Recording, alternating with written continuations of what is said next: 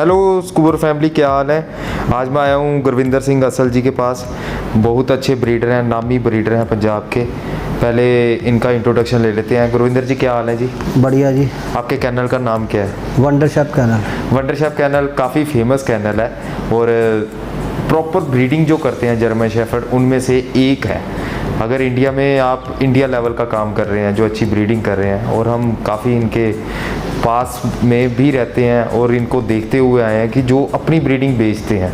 आपकी सारी ब्रीडिंग तो अपनी होती होगी? हाँ जी, हाँ जी। और शायद मीटिंग जितनी आप बाहर देते हो वो बच्चे आप सेल करते हो शायद?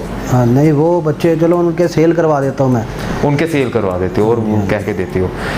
आज मैं इनसे पूछूंगा जर्मन शेफर्ड क्यों लेना चाहिए। जब वो कोई फीमेल मेट करवा के आती है तो उसमें क्या हम देखते हैं, कैसे मेटिंग करवाते हैं, कौन से डे में करवाते हैं, क्योंकि जर्मन शेफर्ड ऐसी ब्रीड है जिसको समझने के लिए टाइम चाहिए। और बच्चों को कैसे पालते हैं। हाँ, और बच्चों को कैसे पालते हैं। सबसे पहले जब आपकी फीमेल हीट पे आई हो तो कितने दिन में मेटिंग करवाते हैं? जैसे हमारी फ़ीमेल हीट में आती है तो सबसे पहले हम फीमेल की डीवार्मिंग और उसकी वैक्सीनेशन करते हैं।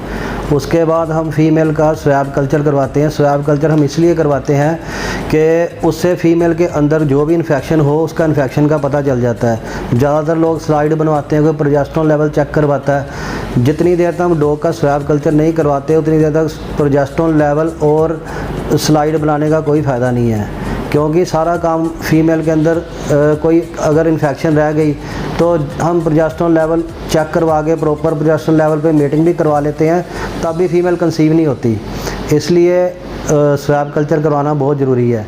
जब फीमेल हीट में आती है उसके पीछे से जो ब्लड आता है ना, उसको ब्लड को स्वैब कल्चर वाली एक पाइप होती है, उसके आगे कॉटन लगा होता है। वो फीमेल को बीच में इंसल्ट करके और उसको हमने लैब पे देना होता है स्वैब कल्चर करने के लिए। उससे हमें ये पता चलता है कि फ़ीमेल के अंदर कौन सी इन्फेक्शन है, उसके बाद कौन से बैक्टीरिया की ग्रोथ उसमें आई है, और उसके बाद वो उस बैक्टीरिया के चारों तरफ एंटीबायोटिक लगा देते हैं। फिर वो देखते हैं कौन से एंटीबायोटिक से वो बैक्टीरिया मरा है। तो उसके बाद वो एंटीबायोटिक हमें रिपोर्ट में लिख के दे देते हैं कि ये वाले एंटीबायोटिक आप 5 दिन कुत्ते को लगा दो और वो इन्फेक्शन क्लियर हो जाती है उसके अंदर से। तो फिर फीमेल के कंसेप्शन के चांस बढ़ जाते हैं। उसके बाद बारी आती है प्रोजेस्टेरोन लेवल की। प्रोजेस्टेरोन लेवल फिर हमने बाद में चेक करवाना होता है। जैसे फीमेल 7वां 8वां दिन हो गया फीमेल का, 7 डे पे प्रोजेस्टेरोन लेवल चेक करवाना होता है हमने। जैसे प्रोजेस्टेरोन लेवल 5 से बढ़ता है, 5 से लेकर 10 के बीच में जो बढ़िया टाइम होता है, 5 से बढ़ जाता है, उस टाइम हम फीमेल को मेट करवाते हैं। तो उसके बाद बारी आ जाती है फिर हमने फ़ीमेल को अच्छी डाइट देनी होती है, उसको टेम्परेचर से बचाना होता है। फ़ीमेल को मेटिंग करवाने के बाद अगर हम उसे ज़्यादा टेम्परेचर में रखेंगे तो फीमेल कंसीव नहीं करेगी। फ़ीमेल का टेम्परेचर मेंटेन होना चाहिए। जो हमने फ़ीमेल का जो प्रोजेस्टेरोन लेवल हमने चेक करवाना होता है, वो प्रोजेस्टेरोन लेवल जैसे फ़ीमेल आज हीट में आई है, पहले 2-3 दिन के बीच में करवाना होता है, क्योंकि प्रोजेस्टेरोन लेवल की रिपोर्ट आती है 48 से 72 घंटे के बीच में आती है उसकी रिपोर्ट। उसके बाद फिर जो अगर बैक्टीरिया की ग्रोथ उसके बीच में आ गई तो हमने उसको एंटीबायोटिक भी 5 दिन लगाना होता है। तो 5 और 3 8 दिन हो गए, तो 11वें दिन तो हमने फ़ीमेल को मेट करवाना होता है। अगर हमने वो प्रोजेस्टेरोन लेवल जाके 5वें 6वें दिन चेक करवाएंगे, उसकी रिपोर्ट जाके उसकी स्वैब कल्चर हमने 5-6 दिन बाद करवाया जाके, तो उसकी रिपोर्ट स्वैब कल्चर की जाके आएगी जब फीमेल का 10वां दिन हो जाएगा। तो उसके बाद हम उसको 5 दिन एंटीबायोटिक लगाएंगे तो 15 दिन हो गए। 15 दिन बाद कई फीमेल्स भी हीट में से निकल जाती हैं, उनका प्रोजेस्टेरोन लेवल भी बहुत ज़्यादा बढ़ जाता है, तो वो मेटिंग का टाइम पीरियड ख़त्म हो जाता है। इसलिए जो उसका स्वैब कल्चर है पूरे टाइम पे होना चाहिए, जिससे अगर कोई इन्फेक्शन आ जाए उसके बीच में तो हमें टाइम मिल जाए उसको एंटीबायोटिक लगाने का। गुरिंदर जी, जैसे हम मीटिंग करवा के घर ले आते हैं उसको, आपने बता दिया कि टेम्परेचर भी मेंटेन होना चाहिए। उसके प्रेगनेंसी से लेकर 40-45 दिन में उसको पता लगेगा कि वो शो कर जाएगी। क्या आप उसकी प्रेगनेंसी के दौरान कोई और वैक्सीनेशन करते हो? नहीं, प्रेगनेंसी के दौरान नहीं करते हैं वैक्सीनेशन। जब फीमेल हीट में आती है उसी टाइम कर देते हैं। जैसे आपकी फीमेल आज आपको पता लगा कि पहला दिन है, हाँ जी, तो उसी टाइम वैक्सीनेशन करते हो? और क्या करते हो उसमें वैक्सीनेशन में? 7-in-1 का इंजेक्शन लगा देते हैं और डीवर्मिंग कर देते हैं मुस्की। ठीक है, वो सेम डे आप पहले ही कर देते हो? हाँ जी, हाँ जी। और जब प्रेगनेंसी उसने बच्चे दे दिए, हाँ जी, तो उसमें आप बच्चों की क्या केयर करते हो फर्स्ट? पहले बार? जैसे फीमेल बच्चे दे देती है फीमेल, उसको जो पहले 4-5 दिन होते हैं वो जैसे फीमेल पहले दिन बच्चे देती है ना, तो फीमेल लीटर देने के बाद जोर मार मार के बहुत ज़्यादा थक जाती है, तो फीमेल बहुत गहरी नींद सोती है। उस टाइम किसी टाइम कोई फीमेल के नीचे बच्चा आ जाए ना, तो फीमेल इतनी थकी होती है उसको पता नहीं चलता, वो बच्चा उसके नीचे आने के कारण भी दब के मर सकता है। इसलिए जैसे फीमेल 1-2 दिन रेस्टलेस रहती है, तो हमने फ़ीमेल को मतलब कि बच्चे हमने फ़ीमेल के नीचे दूध के लिए बच्चे लगाने हैं और उसको हमने हटा लेना है, फिर 3 घंटे बाद फिर लगाने हैं, फिर उठा लेना है। ऐसे हमने 2-3 दिन निकाल लेने हैं, उसके बाद हम बच्चे फ़ीमेल के नीचे छोड़ देते हैं। बाद में कोई रिस्क नहीं होता कि फ़ीमेल के बच्चे उसके नीचे दब के मरने का, क्योंकि उस टाइम फ़ीमेल भी पूरी एक्टिव हो जाती है, पूरी होश में आ जाती है, रेस्ट करके फ़ीमेल भी फ्रेश हो जाती है, तो नीचे बच्चे आने का कोई चांस नहीं होता। ठीक है, वो बच्चों की केयर करती है 30-35 दिन तक। हाँ। फिर बच्चों की वैक्सीनेशन और डीवर्मिंग का पूरा शेड्यूल बताइए हम। जैसे बच्चे हमारे 20 दिन के होते हैं, तो हम बच्चों की डीवर्मिंग करते हैं। एक निमोसिड मेडिसिन आती है, निमोसिड लिक्विड, वो हम 1-1 ml सारे बच्चों को दे देते हैं। उससे बच्चों के जो अंदर के वर्म होते हैं वो सारे मर जाते हैं। उसके बाद जब बच्चे हमारे 28 डेज़ के होते हैं, तो फिर हम उसको एक पप्पी डीपी लगा देते हैं बच्चों को। उसके बाद जब बच्चे हमारे 41 डेज़ के हो जाते हैं, तो 21 दिन बाद जो 20 दिन पे हमने वैक्सीनेशन रिपीट की होती है ना, 20 दिन पे हमने पहले वैक्सीनेशन की होती है, उसी वैक्सीनेशन को हमने 41 दिन पर रिपीट करना। वो इसलिए रिपीट करना होता है कि जो उसके अंदर जो वर्म होते हैं, जो वो हम डीवर्मिंग करेंगे तो वो वर्म मेडिसिन से मर जाते हैं, लेकिन जो मेडिसिन का असर जो उसके अंदर एग्स होते हैं, एग्स के ऊपर मेडिसिन का कोई असर नहीं होता। तो 20 से 21 दिन के बाद फिर वो उसमें से फिर दोबारा वर्म, उस एग्स में से दोबारा वर्म जनरेट होते हैं, तो इसलिए 21वें दिन पर वो डीवर्मिंग करनी ज़रूरी होती है कि दोबारा 21वें दिन पर फिर हम डीवर्मिंग करते हैं, तो वो जो बाकी बचे होते हैं वो भी मर जाते हैं। फिर उसके बाद हम वैक्सीनेशन करते हैं 7 in 1 की 45 दिन पे। फिर 45 दिन पे वैक्सीनेशन करते हैं। उसके बाद हम डॉग को उससे वैक्सीनेशन से 10 दिन पहले, 35 दिन से पहले हम डॉग को टोनोफ्रोन के ड्रॉप्स पिलाना शुरू कर देते हैं। वो इसलिए पिलाना ज़रूरी होते हैं कि जो बाई चांस उसके अंदर वर्म होते हैं, वर्म ने भी उनका खून चूसा होता है, वर्म्स ने भी खून चूसा होता है और उसमें उसका एच भी कम हो जाता है। और उसके बाद बाई चांस डॉग को कोई अपना पार्वो जैसी बीमारी हो जाए, उसमें ब्लड लूज़ होता है, ब्लड बहुत लूज़ होता है, तो टोनोफ्रोन ड्रॉप वैसे तो बच्चे को 25 दिन पे स्टार्ट कर देने चाहिए, क्योंकि उसमें ये होता है कि पार्वो होने के बाद कुछ जैसे बच्चों को ड्रिप चलती है ना, तो पार्वो की वजह से ब्लड लॉस होने की वजह से एच बी तो वैसे डाउन हुआ होता है उनका। उसके बाद जब सुबह शाम ड्रिप लगती है, ड्रिप लगने की वजह से जब ब्लड में ड्रिप जाती है, एच बी और डाउन हो जाता है, ब्लड और पतला हो जाता है। तो कुछ बच्चे तो देखो पार्वो से रिकवर होकर निकल रहे होते हैं बाहर, तो वो बच्चे ड्रिप लगते उसी टाइम हार्ट अटैक की वजह से टेबल पे भी मर जाते हैं और बाद में अनीमिक होने की वजह से भी मर जाते हैं।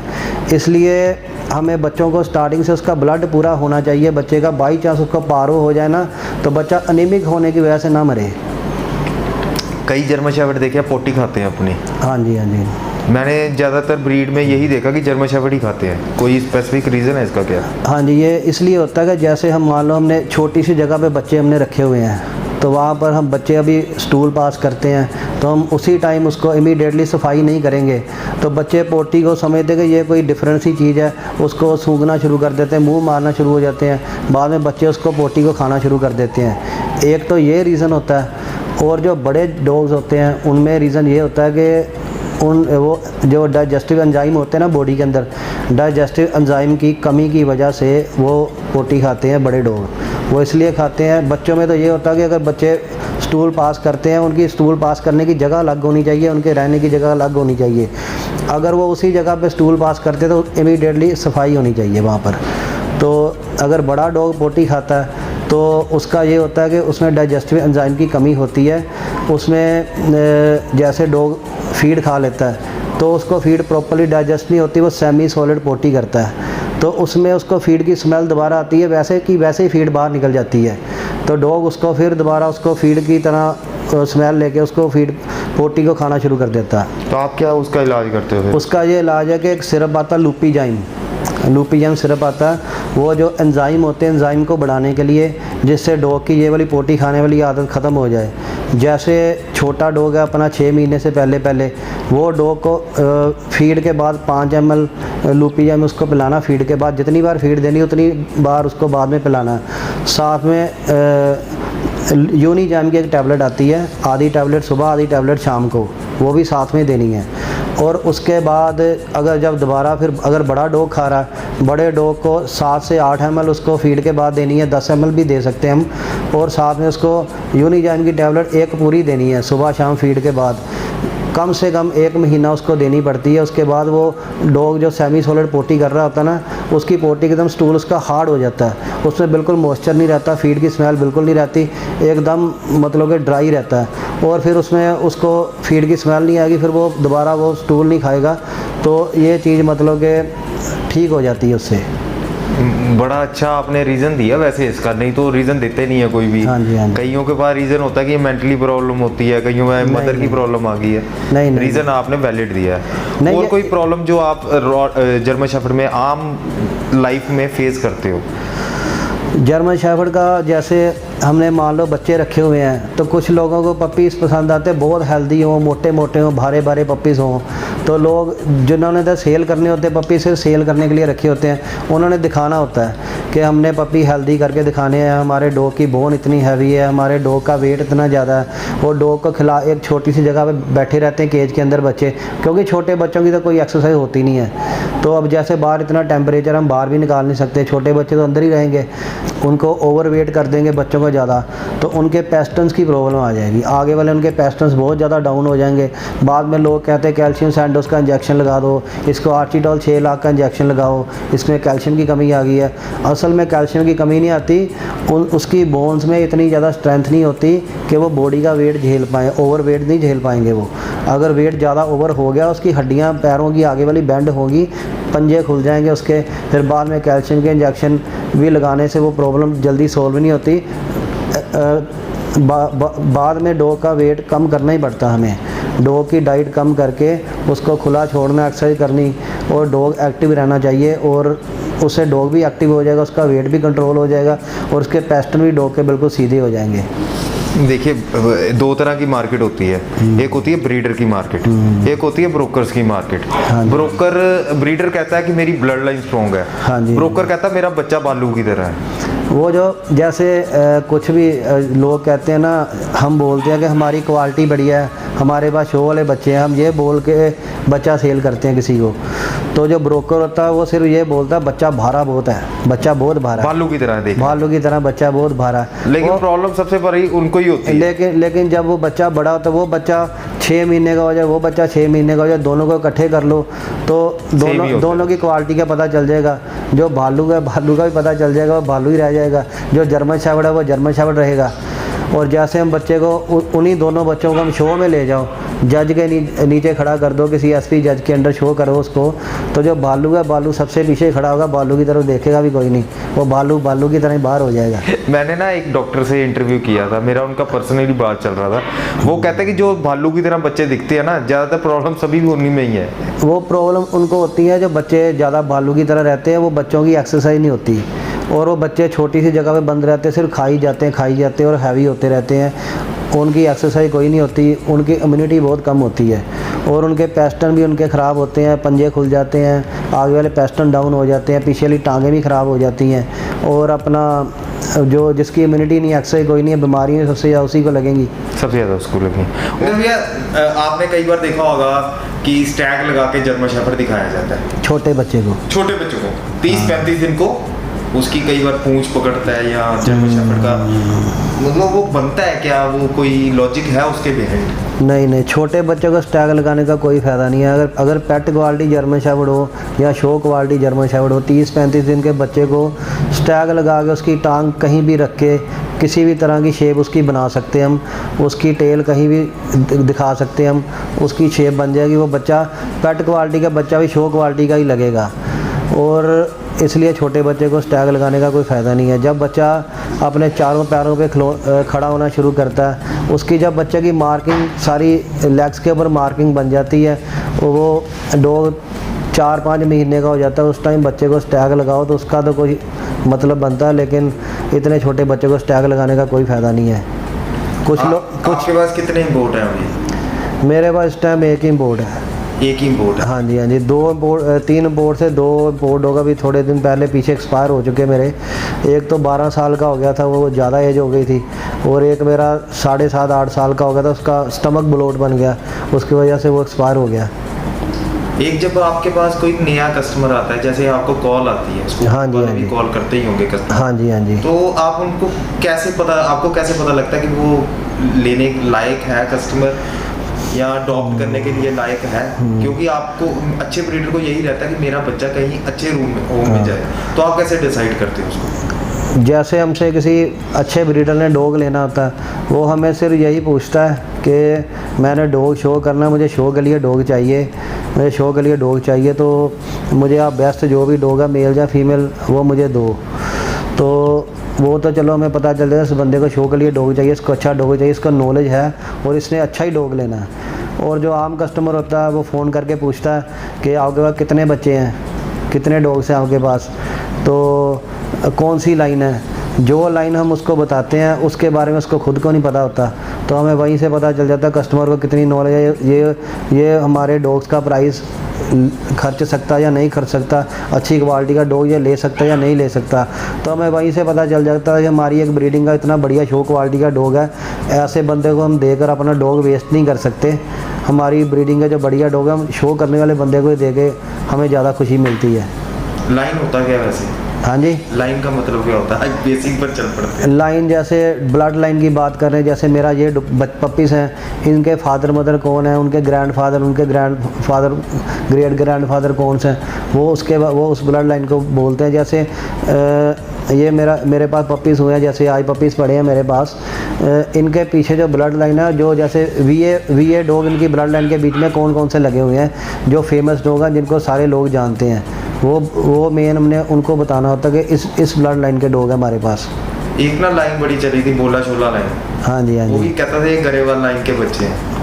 तो अब गरेवाल जी के पास कितने इम्पोर्ट डॉग हैं, उनकी अपनी ब्रीडिंग के भी कितने डॉग हैं, उन्होंने अपना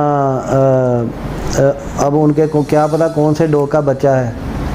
मेन बात वो होती है ना कि बच्चा तो डॉग का होना चाहिए, कि उनके कौन से डॉग का बच्चा है। मालिक का नाम नहीं आता। हाँ जी, मालिक का नाम लाइन के बीच में नहीं आता। जैसे बटरशेफ कैनल है, तो बटरशेफ कैनल की लाइन नहीं होगी। अब जैसे आप देखोगे मेरे कैनल में आज एक लाइन है, मैंने रीमो की लाइन के डॉग्स रखे हुए आज की डेट में।